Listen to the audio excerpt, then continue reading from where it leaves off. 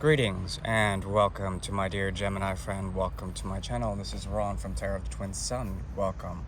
I welcome you.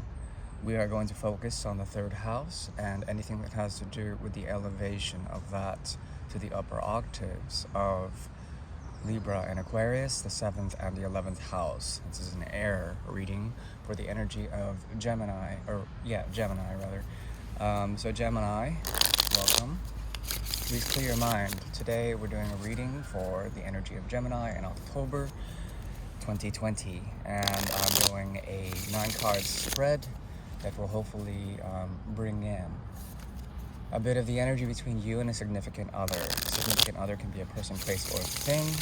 Please take only what you will that will fit to your narrative as guidance. This is guidance. This is purely out of light. So treat it that way, treat it lightly, and we'll go ahead and get started with your reading.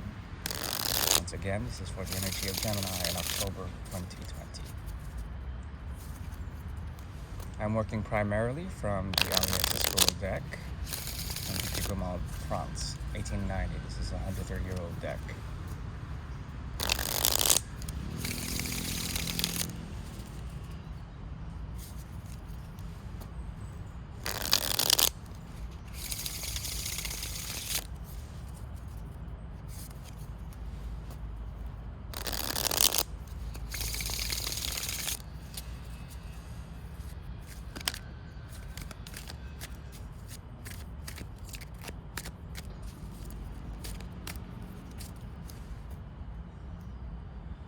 Okay, as the oracle, we have here the World card. Shifting of perspectives. There could be something about you that has to deal with structures that be, structures of society, structures of anything that has to do with an emotional undertone or emotional undercurrent that is very fixed. Perhaps you have an emotional connection to structures that be, commitments, anything that has to do with friendships or social strata, okay? And it's your job to understand that one of these structures are fixed to close. There's something about the energy that is collapsing, but also it's collapsing in a very Uranian way. Aquarius is here, as well as Cancer and all the fixed signs, Leo, Sagittarius, Scorpio, and Aquarius. So this is your card, and this has to do with the bringing in of newness. Usually it has to do with the world systemic and with the energy of new moons, okay?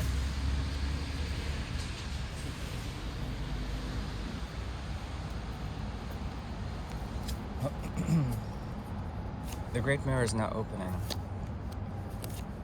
Once again, the moon plays significance in your reading, especially on a conscious level. Okay, my dear Gemini, there's a possibility you are taking a defensive stance against changes that are occurring. You are trying to logically understand how agents of this change are forcing you into situations that may challenge your ability to nurture yourself or others, okay? There's a deep loyalty that you have to a connection with a significant other. This person also sees you as loyal, but they don't understand the nature of your loyalty. There is at least a period of 3 moon cycles, 3 months, that have been very important for defining your higher understanding of the self, as well as the deeper aspects and intensified sort of depths that your self goes through, okay? And there's a decent amount of confusion as well as shade that you have to go through. A lot of Neptunian energy is here, as well as Cancerian energy. The 4th house and the gateway to the emotional body and the wellness of the emotional body is here. On the other hand, there is a person or a place or a thing that you may be dealing with that you have significant affiliation with. The 4th and the 8th house are here. Theirs is the 8th, yours the 4th. Meaning that there's a doubling up of efforts when it comes to this gateway being opened up accordingly. And not only that, the scorpionic influence of Mars as well as Pluto. Very strong Plutonian forces here about the agent of change, negotiating with the agent of change, trying to understand how your logic or reasoning can aesthetically please and balance out certain things. Not only that, you feel committed to this energy, and perhaps they have already changed and a death and regeneration process has begun in their own external experience outside of yours. Okay. Now, what lies between you two is tension. Above the Four of Rods is the Five of Rods, and excuse me, this usually talks about trying to assert oneself in places of tension, in places that serve as a platform for a great number of things. Okay. Excuse me. Now, there is a challenge here. Yes. Things will escalate, especially if things have been a bit more on the precipice of choice. Trying to choose between one or the other will be difficult for both of you concerned here.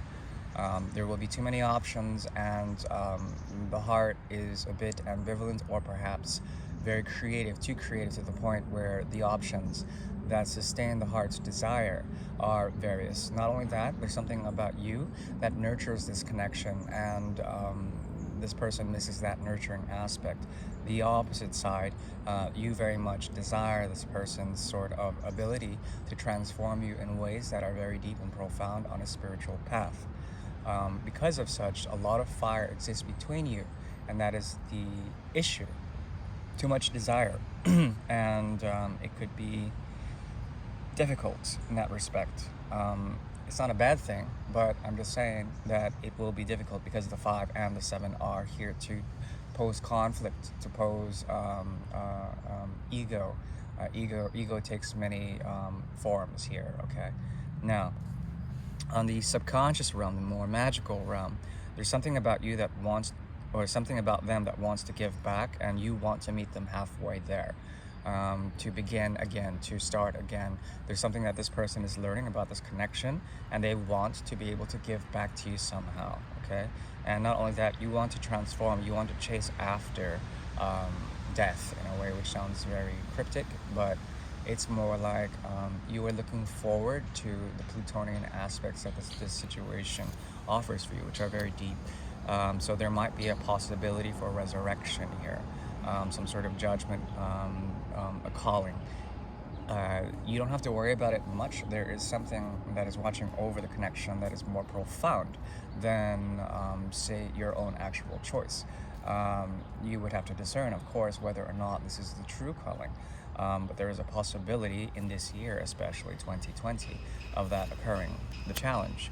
Once again, Virgo has been coming up as a lot of challenging energy, the hermit, eremita in Latin.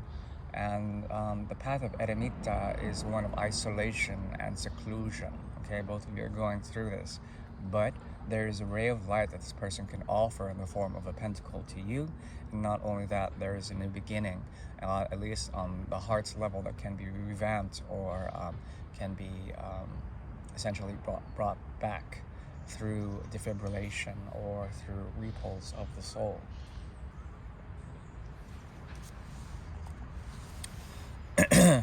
But there you have it. The thing is that the mind is wrought with passion and with deep emotional undertones of significance, especially with the major arcana death and the moon being there. Secrets that you hide and secrets that they hide, and those are very deep, profound secrets that need to be shared. They're the cause of the conflict and tribulation here.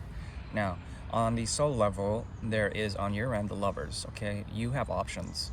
You definitely have options. This person might be trying to tap you on the shoulder to get your attention, but somebody else is in love with you, and you are caught in the middle.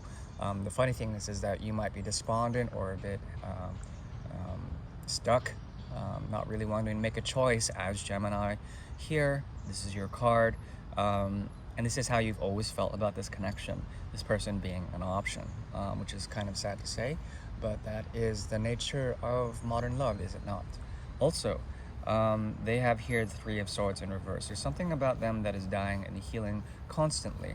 There's something about this person that is overly dramatic, and perhaps they go through massive change regardless of your influence or not. You serve as a type of healer for them, which is beautiful because you do give a lot of nurturing aspects to them.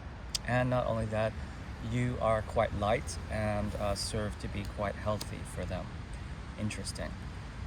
Now, um, the soul wants to balance this out. And in fact, there is a balance here. And you might feel a natural equilibrium and natural tendency for equilibrium in general with this person anyway. The challenge on the soul level is essentially the Two of Swords. Now, the trick is that both of you have a very detached mentality about the situation. Um, this person this person is generally detached because the emotions that they hide are generally quite deep, and if they actually feel something for you, it is quite deep. But the problem is that there's a lot of Libraic energy here as well as Aquarius and Gemini. There's a lot of energy that has to do with the surrender of certain things, trying to get away with certain things, manipulation, or perhaps detachment in a big way. Um, their their goal, the goal of this is to actually make a choice towards each other. If you guys actually want to invest in terms of an intellectual capacity, in terms of communication. But because on the soul level, on the unconscious level, if there is swords there, usually I see that as a psychological block that has to do with avoidancy as well as despondency. Okay, now it's up to you, or it's up to you mainly if you want to be dealing with that. I think you won't be bothered, however. Okay. That is what I'm seeing for this month. Hopefully that was good, short and sweet. That's how I like it. I hope you like it too. If you like, please like and subscribe. I am available for private readings. It is not necessary, but if you will, come and get it. Bye.